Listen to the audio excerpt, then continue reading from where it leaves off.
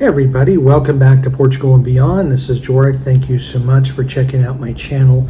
Today is another in my line of the playlist subscriber questions. In this particular case, 3 subscribers asked a similar question.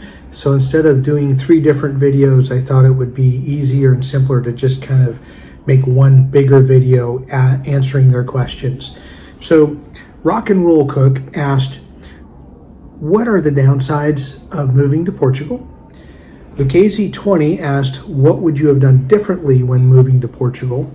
And then Christopher DuPont had asked, so what would you have done differently moving, knowing what you know now?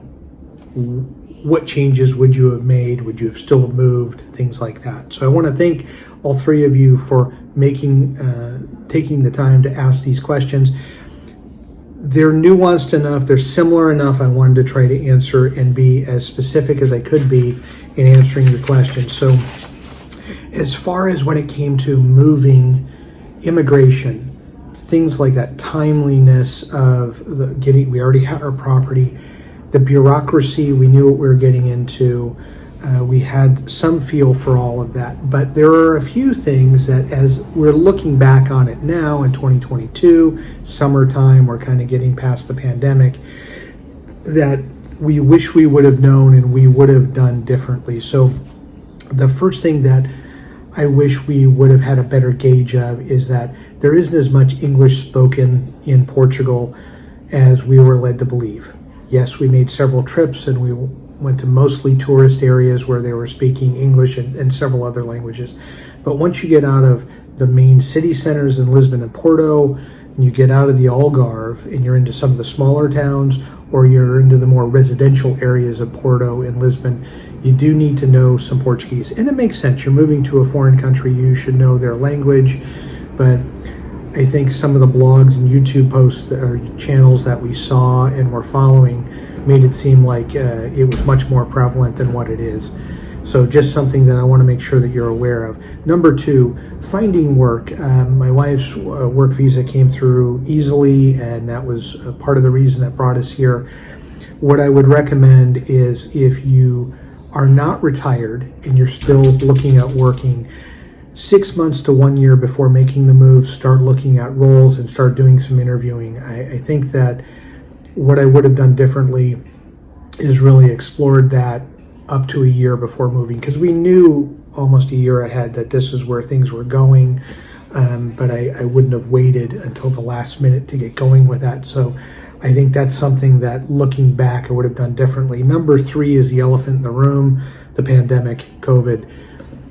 Knowing what we knew, we moved, and 6 months after moving, we're in lockdowns, and they did 2 separate lockdowns here, extended period of time, and I would say much more restrictive than what we had anywhere, maybe other than California in the U.S., maybe parts of maybe New York. But we would have, had we known and looked into the crystal ball of what was coming, we would have stayed in Arizona to be around family. So there's the circumstance of COVID that affected the planet. But had we known that we would be in for more than 2 years of just living in a foreign country with lots of restrictions and lockdowns and whatnot, we would have just stayed home and lived with restrictions and lockdowns.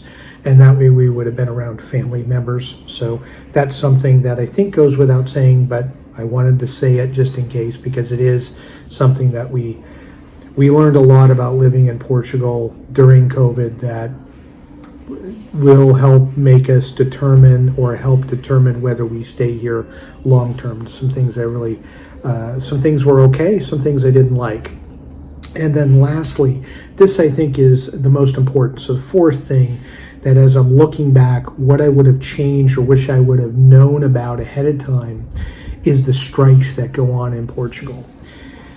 It's not uncommon for European countries to have public transportation strikes, particularly in the summer in the tourist season. That seems to be when unions target, because they know there's going to be more people and more frustration, so they might be able to get some leverage on negotiating their salaries, things of that nature.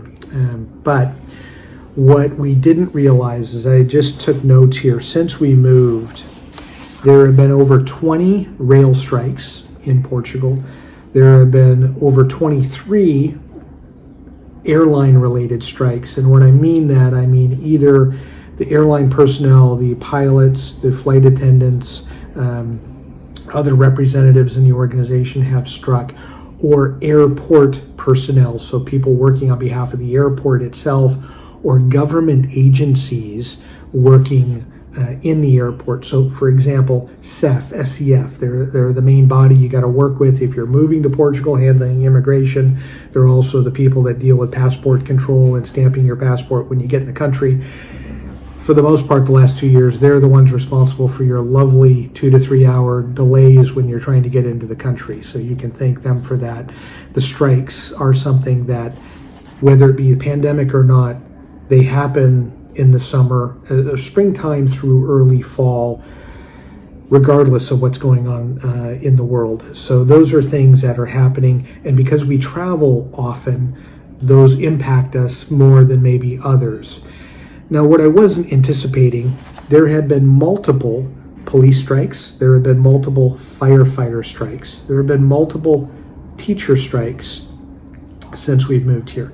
Now, our son's grown back in the U.S., so teacher strikes don't necessarily directly impact us at all. But police and firefighters, those are two areas that it hasn't been like a one-time deal. There have been multiple based upon grievances that they have. So those are things that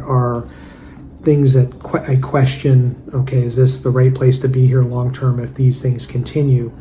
The things that were most alarming to me were multiple doctors, so human physician strikes, as well as nurse strikes. In fact, today, as the making of this video, there's a nurse strike going on in Lisbon. So those were things that when in 2017, 2018, 2019, watching YouTube channels, reading blog posts, all we heard and read was how great and wonderful Portugal was.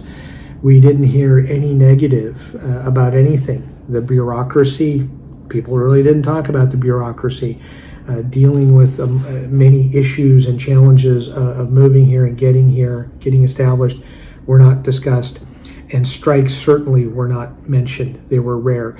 So if you're wondering why I seem to gravitate towards strikes and putting them on my channel, it's because I want to make sure that you're informed when you're coming here, or if you're traveling through Lisbon to get someplace, or through Portugal, it doesn't have to be Lisbon, that you are aware of what goes on. And it just happens to be a greater deal of frequency each year.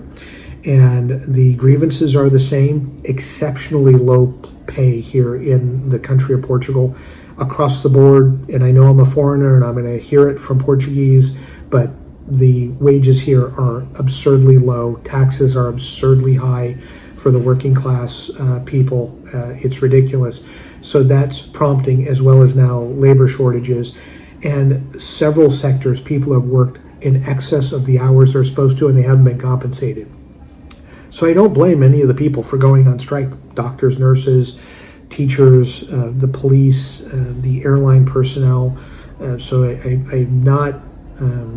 I have no issues with what they're doing whatsoever as a practice and as a form of protest. But it is something that I wish that I had researched or had done a better job of researching maybe the economics of what goes on in Portugal in the day-to-day life, because the travel stuff does impact us because we're traveling often, as you see from my travel videos. That's part of what we do as a business. We're traveling constantly. But healthcare too, we may not have to worry about if police go on strike or firefighters. We're not worried about teachers. But in the healthcare sector, most of you that are coming here from whatever country, you're coming here to retire. Some of you are digital nomads. There's a few of us that are in the category of still working. The majority of people coming to Portugal, it's because of the marketing around retirement. Well, you need to make sure that it's not a day where there's any nurses on strike when you're going in, or doctors.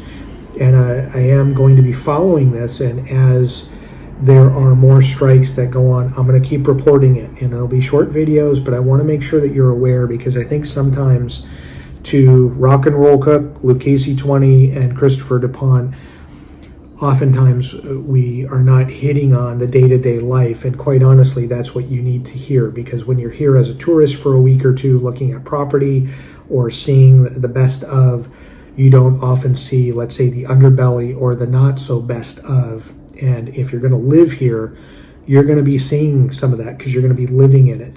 So not as much English, so learn some Portuguese. That would be my answer to that. The situation with COVID, nothing you can do. That impacted us all. The job search, if you are one of those, if you're in the small group that's still looking for work, find work before you get here, because it's harder when you get here.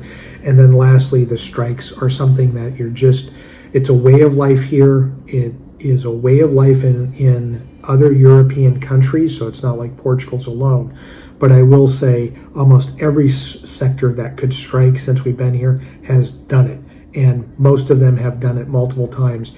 And they've already mentioned that there are more strikes coming up for later in 2022 through the end of the year. So those are things that you need to be aware of, and be mindful and look at Portuguese news sites and newspaper sites, so that as you are thinking about this being a permanent home, you realize what you're getting involved in. And there's good and bad here for sure, but I think you need to know some of the real stuff that goes on from a day-to-day perspective. So I hope this answered the questions that you guys had. I know they were a little different, but I tried to answer it one time versus making 3 different videos. So please, as always, comment. If you've had great experiences in Portugal, please comment below. If you've had bad experiences in Portugal, please note them below in a comment, so that we have a great discussion in the community talking about what we can do differently, what we can do better, what Portugal might be able to do differently or better. As always, thank you so much for watching, and enjoy your travels.